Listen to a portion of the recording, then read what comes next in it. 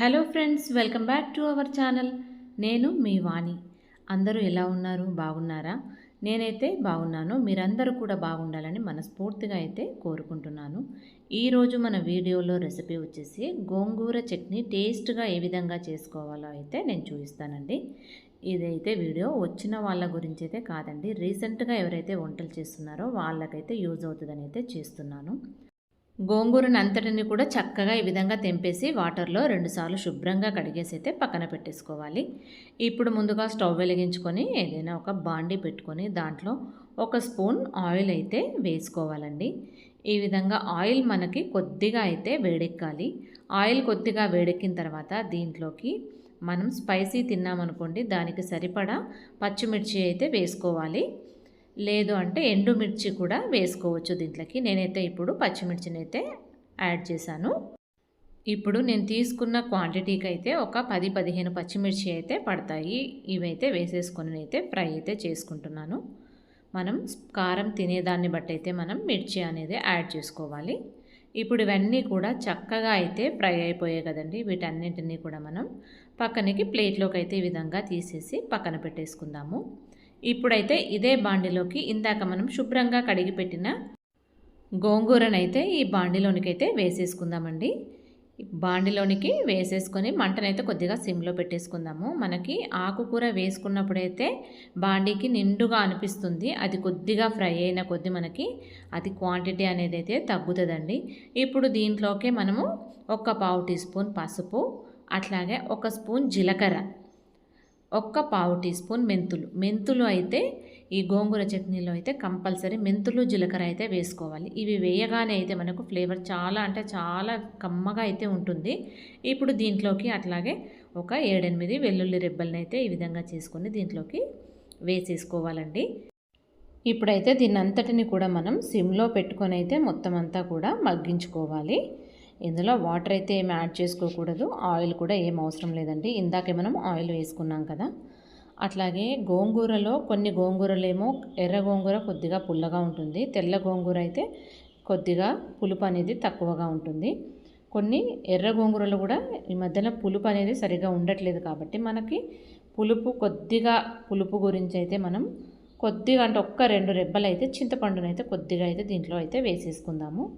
ఇప్పుడు దీని అంతటిని కూడా మనం చక్కగా అయితే మొత్తం అంతా కూడా ఈ విధంగా అయితే కలిపేసుకుందాము.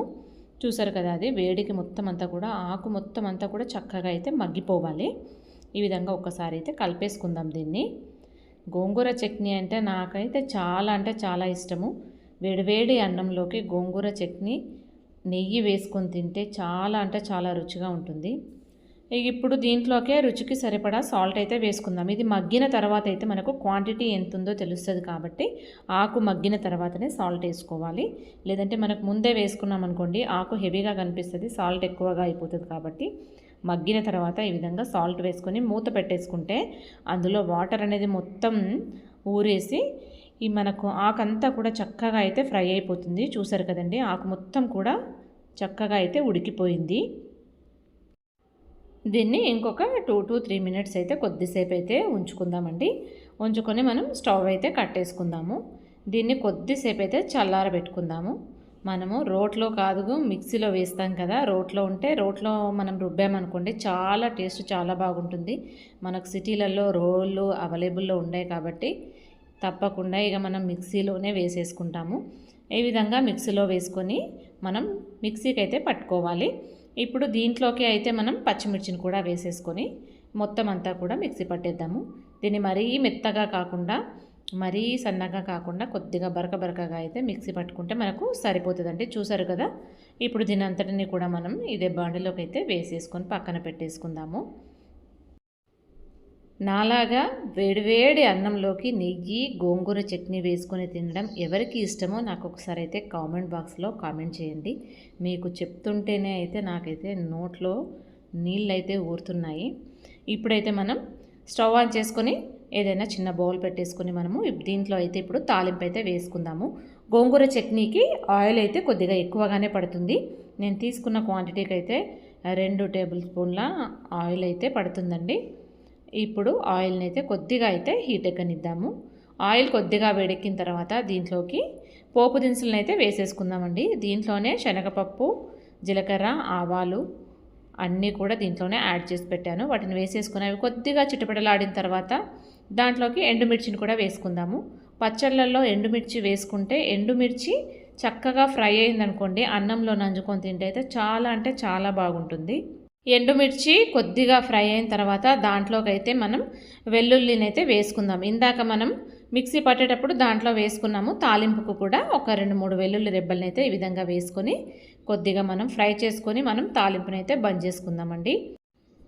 ఇప్పుడు ఈ తాలింపునైతే ఇందాక మనం మిక్సీకి వేసి పెట్టుకున్న గోంగూర ఉంది కదండి, దాంట్లోకైతే ఇప్పుడు తాలింపునైతే మొత్తంగా కూడా వేసేసుకుందాము. చూసారు కదా, మనకి చూస్తుంటేనైతే చాలా చక్కగా అయితే ఉంది. తింటే అయితే టేస్ట్ కూడా అద్దిరంటే అద్దిరిపోద్ది. మీరు కూడా ఒకసారి తప్పకుండా ట్రై చేసి చూడండి. పిల్లలైతే చాలా అంటే చాలా ఇష్టంగా అయితే తింటారు. ఇంతే అండి, గోంగూర చట్నీ అయితే రెడీ అయిపోయింది. ఇంకెందుకండి ఆలస్యం, పదండి వేడివేడి అన్నంలోనికి నెయ్యి వేసుకొని గోంగూర చట్నీ వేసుకొని తినేద్దాం. తినే ముందు ఒక చిన్న రిక్వెస్ట్ అండి, ప్లీజ్ ఒక లైక్ చేయండి, మా వీడియోని సబ్స్క్రైబ్ చేసుకోండి, అట్లాగే షేర్ చేయండి.